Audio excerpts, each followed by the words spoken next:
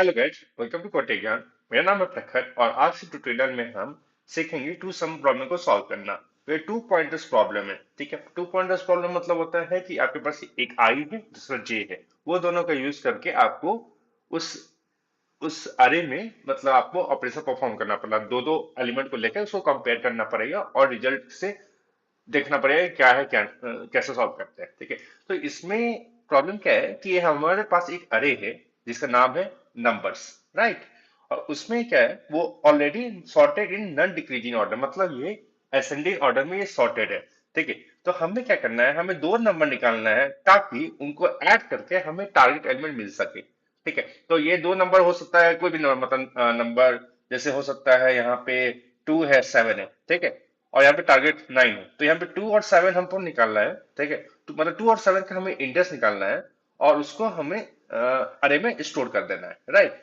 पर यहाँ पे एक और कंडीशन है कि यहाँ पे return the indexes of the two numbers, index 1 and index 2, added by 1 as integer of length 2, ठीक है। तो जो भी नंबर हमें मिलेगा, मीन्स जो भी हमें इंडेक्स मिले उसमें हमें 1 से ऐड कर देना है और उसको रिटर्न कर देना है, ठीक है। तो यहाँ पे कैसे सॉल्व कर सकते हैं इसको।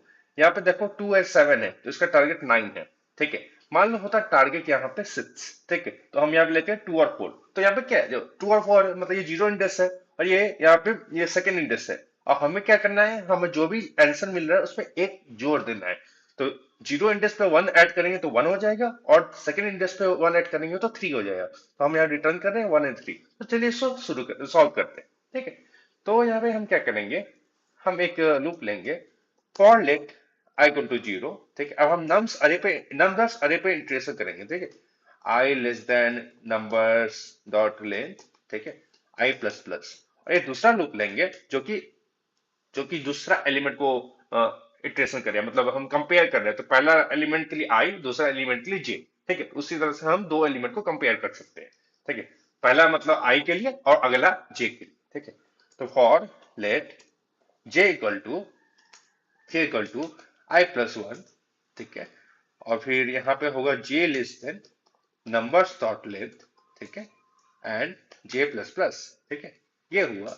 उसके बाद हम क्या करेंगे, if numbers of I plus numbers of j, अगर ये टारगेट के बराबर होता है, ठीक है, तो यहाँ पे हम क्या करेंगे, रिटर्न कर देंगे, ठीक है। रिटर्न कर देंगे, यहाँ पे आई को रिटर्न कर देंगे और जे को रिटर्न कर देंगे। पर यहाँ पे क्या है कि आपको एक प्लस ऐड करना है, क्योंकि हमें क्वेश्चन में दिया हुआ है ना कि हमें added by 1 as a integer, ठीक है। तो यहाँ पे हम क्या करेंगे, आई प्लस 1, ठीक है, और यहाँ पे जे प्लस 1 कर देंगे, ठीक है। अब देखते हैं क्या होता है। देखिए ये सारे टेस्ट केस पास हो गए, ठीक है। अब इसको हम सबमिट करते हैं क्योंकि हर एक टेस्ट केस पास होना जरूरी है, ठीक है। तो अब हम सबमिट करने हैं, अब पेंडिंग में देखते क्या होता है। सभी के सभी टेस्ट केस पास हो गए, 24 टेस्ट केसेस थे और सभी के सभी टेस्ट केसेस पास हो गए। तो ये काफी इजी प्रॉब्लम था।